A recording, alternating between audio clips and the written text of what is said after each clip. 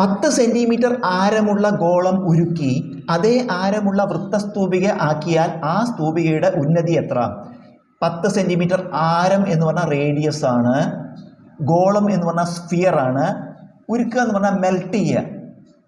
അതേ ആരമുള്ള വൃത്തസ്തൂപിയാക്കി, വൃത്തസ്തൂപി പറഞ്ഞാൽ കോൺ ആക്കിയാൽ ആ സ്തൂപികയുടെ ഉന്നതി എത്ര? നമുക്ക് ഒരു ഗോളുണ്ട്, അതിൻ്റെ ആരം തന്നിട്ടുണ്ട്, ഇതിനെ നമ്മൾ ഉരുക്കുകയാണ്, എന്നിട്ട് അതേ ആരമുള്ള വൃത്തസ്തൂപിയാക്കി മാറ്റി ആ സ്തൂപികയുടെ ഉയരം കാണണം.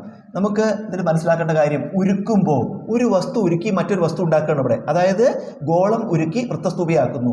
ഒരു വസ്തു ഉരുക്കി മറ്റൊരു വസ്തു ഉണ്ടാക്കുമ്പോൾ വ്യാപ്തങ്ങൾ തുല്യമായിരിക്കും. ഏതാണോ ഉരുക്കുന്നത് എന്നിട്ട് ഏതാണോ ഉണ്ടാക്കുന്നത് അതിൻ്റെ വോളിയംസ് ഈക്വൽ ആയിരിക്കും, വ്യാപ്തങ്ങൾ തുല്യമായിരിക്കും. അപ്പോൾ ഇവിടെ എന്താ ഉരുക്കുന്നത്? ഗോളം. ഗോളത്തിൻ്റെ വ്യാപ്തവും എന്താ ഉണ്ടാക്കുന്നത്? വൃത്തസ്തൂപിക. വൃത്തസ്തൂപികയുടെ വ്യാപ്തവും തുല്യമായിരിക്കും. ഗോളത്തിൻ്റെ വോളിയമും വൃത്തസ്തൂപികയുടെ വോളിയമും തുല്യമായിരിക്കും. നമുക്കിത് സൂത്രവാക്യം എഴുതാം. ഗോളത്തിൻ്റെ വ്യാപ്തം എന്താ സൂത്രവാക്യം? 4/3 πr³ സമം വൃത്തസ്തൂപിയുടെ വ്യാപ്തം സൂത്രവാക്യം 1/3 πr²h. നമുക്കിതൊരു സമവാക്യമാണ്. ഈ സമവാക്യത്തിൻ്റെ ഇരുവശത്തും എന്തൊക്കെ ക്രിയകളാണുള്ളത്, എന്തൊക്കെ ചിഹ്നങ്ങളുണ്ട്? ഗുണനോ ഹരണോ മാത്രമേ ഇവിടെയുള്ളൂ, ഇവിടെയും ഗുണനോ ഹരണോ മാത്രമേ ഉള്ളൂ. അങ്ങനെ ഒരു സമവാക്യം വന്നാൽ നമുക്ക് ഈ ഭാഗത്തും ഈ ഭാഗത്തും ഒരുപോലുള്ളത് വെട്ടിക്കളയാം. അപ്പോൾ ഇവിടെ ഈ പൈ വെട്ടിക്കളയാം, രണ്ടും അംശമാണ്, വെട്ടിക്കളയാം.